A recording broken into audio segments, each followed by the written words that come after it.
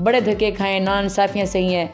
बल्कि पीटीआई कह रही हूँ, सॉरी, पीटीवी के जीएम ने मुझे कहा, अभी टाइम जब मैं आई ना महफिल थिएटर में, पहले टाइम ना जंग अखबार वालों ने मुझे मौका दिया, मेरी आवाज़ सुनी, मैं एकेडमी में जाके गाया करती थी ना, जैसे आप गाते हैं शौकिया, तो मैं भी जाती थी। तो मेरे सर जो थे वो कहते तुम एक दिन बहुत तुम्हारी आवाज़ गूंजेगी पूरी दुनिया में। तो मैं कहती थी मेरा दिल रखते हैं। लेकिन फिर एक दिन वहाँ जंग अखबार के एक आए हुए थे, वो शो वगैरह कराते हैं, सलीम कामरान साहब को जानते होंगे लोग। तो उन्होंने कहा जी एक शो है तो आपने फ्री करना है, तो उसमें गाना गाएगी ये नई लड़की जो आई है। तो मैं तो डर गई, मैंने कितने लोग कहते वह भरा हुआ हॉल होगा। मैंने कहा कि ये तो भरा हुआ हॉल होगा, वहाँ मैं कैसे गाऊँगी। मेरे उस्ताद ने कहा नहीं आप गाएंगी, मैं आपके साथ जाऊँगा। बुज़ुर्ग थे, बड़े अच्छे इंसान थे, अल्लाह ताला उनको जन्नत में जगह दे। बड़े बुज़ुर्ग थे और बड़े अच्छे थे। तो मैं चली गई जनाब। अब जनाब इतने लोग भरे हुए हैं, मेरी टांगें काँप रही हैं, मुझे पसीने छूटे हुए, मैंने शलवार कमीज़ पहनी है, सादा सा दुपट्टा लिया है और मैं बहुत काँप रही हूँ। और मैं जनाब वो पहली गज़ल थी। अब सर ने कहा तुम जाओ, बस तुमने जाना है, अल्लाह का नाम लिखना। अब इसमें हमारी भी इज़्ज़त का सवाल है, बस तुम समझो कि तुम्हारा ना इसी पर तुम्हारी ज़िंदगी का दारोमदार है। फिर मैंने जनाब अल्लाह का नाम लिया और मैं गई। मैंने पहली लाइन गज़ल की छेड़ी तो इतनी क्लैप हुई ना हॉल में। जब क्लैप हुई ना तो मुझे एक हौसला मिला कि नहीं मैं ठीक हूँ पैटर्न पर, लोग मुझे पसंद कर रहे हैं। लेकिन मैं काँप रही हूँ, पूरी गज़ल में मैं काँपी हूँ, लेकिन आवाज़ मेरी नहीं काँपी। और मुझे इतनी क्लैप मिली, अनवर रफ़ी थे, शबनम मजीद, उन सब ने मुझे कहा कि बहुत अच्छी ये लड़की, इसने आगे बहुत जाना है। इन्होंने सारे इन सीनियरों ने मुझे बहुत प्यार दिया, हिम्मत दी।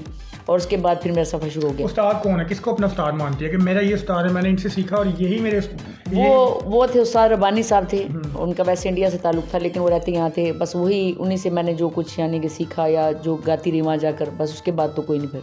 अच्छा, जब मगरूर लैला आया तो ठीक है ना, तो लोगों ने ब्लॉकबस्टर वो था, मैं तो उसे ब्लॉकबस्टर से भी ऊपर कोई वर्ड है तो मैं उसको भी बोलूँगा। बिल्कुल। तो वो बहुत ज़्यादा हिट हुआ। तो क्या सोच रही थी आप उस वक्त, क्या जेहन में था कि ये इतना बहुत ज़्यादा हिट हो जाएगा? और ये जो लेटेस्ट आपका स्ट्राइक किया ये भी बहुत ज़्यादा फेमस हो रहा है। बिल्कुल, बिल्कुल। मैंने खुद सुना है, मैं खुद अक्सर मैंने अपने मोबाइल में सुन रहा था, जब मूड ऑफ होना मैं सुन लेता हूँ ठीक है ना। तो क्या सोचा आपने, ये सोचते वक्त क्या आपने सोचा, गाते वक्त सोचा था कि ये इतना हिट हो जाएगा? नहीं, कभी भी कोई भी इंसान ना कभी मेहनत तो करता है लेकिन कभी उससे इतना यकीन नहीं होता कभी भी अपने किसी भी क्रिएशन पर कि ये मैं अगर ये करूँगा तो ऐसे हो जाएगा। हाँ, ये है कि कोशिश की। लोगों ने ये भी कहा कि ये क्या लफ्ज़ लिख रही हो, मैं हूँ मगरूर लैला, ये भी कोई लफ्ज़ है? लैला कोई मगरूर थी? वो तो मिट्टियों में रुल गई थी और तुम कह रही हो मैं हूँ मगरूर लैला। मैंने कहा नहीं, ये बात नहीं है। बात ये कि लफ्ज़ को ऐसा लिखें क्योंकि अपना सिंगिंग का दौर नहीं रहा, अब आइडिया हिट होता है, ये आपको मानना पड़ेगा।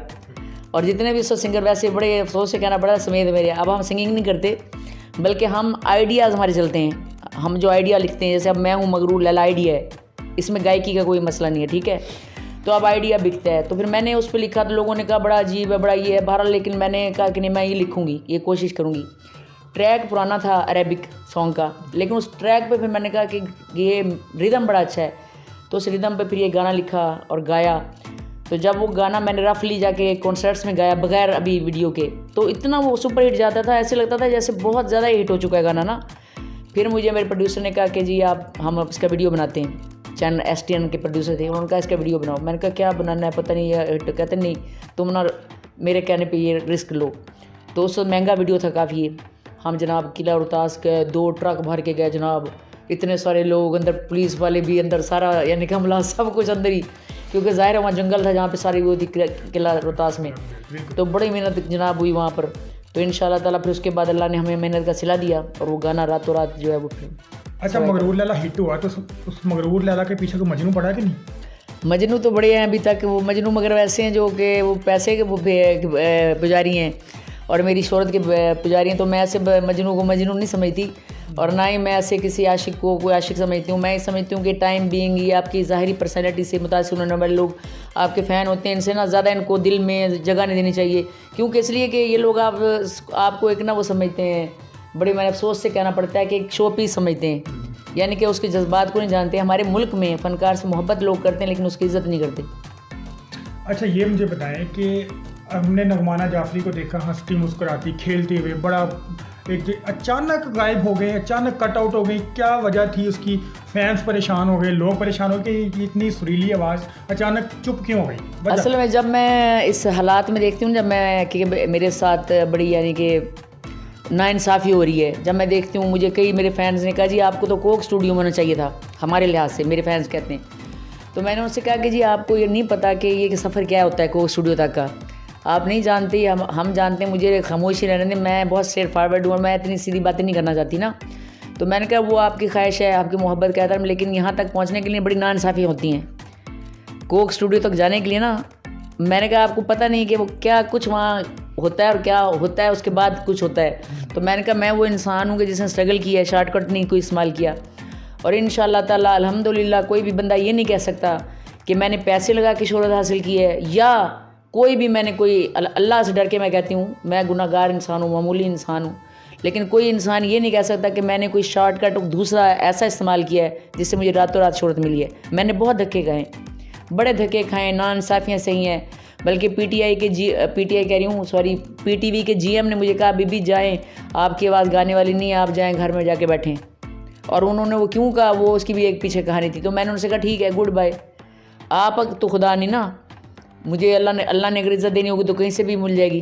तो फिर अल्लाह ताला ने दी, फिर उन्होंने मुझे बुलाया अपने शो में। फिर मैंने उनका वो वक्त याद है जब मैंने आपसे कहा था कि अल्लाह ने अगर मुझे इज़्ज़त देनी हुई तो दे देगा।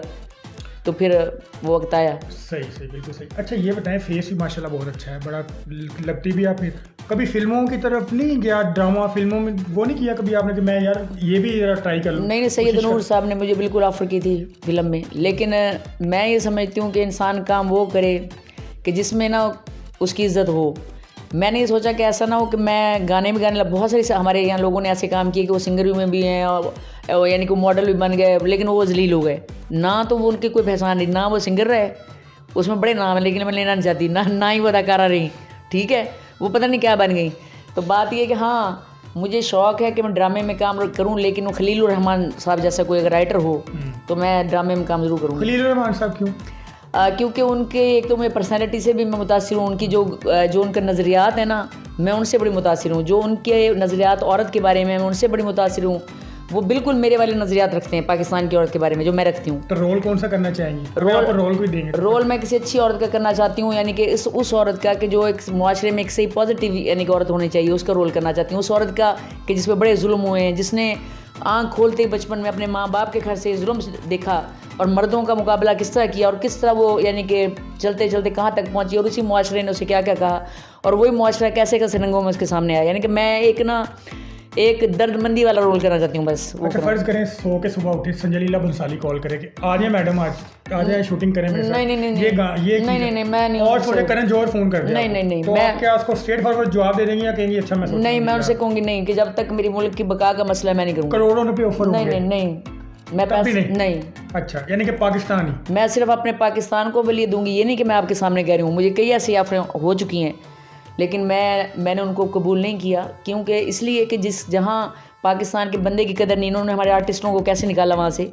तो मैं समझती हूँ कि जहाँ इज़्ज़त नहीं वहाँ पे मेरा ख्याल में। लेकिन एक चीज़ आप मानेंगी कि जो बॉलीवुड में फनकारों को मुकाम दिया जाता है वो लॉलीवुड में नहीं दिया जाता है, लेकिन वो मुकाम फिर उसके बाद वो ऐसे छीनते हैं बंदे से कि बंदा ऐसे गिरता है। अब आप देख लें, जब ये आतिफ असलम साहब यहाँ तशरीफ़ वापस लाए हैं तो खान साहब दूसरे आए हैं तो उनका कोई गाना भी हिट नहीं हो रहा।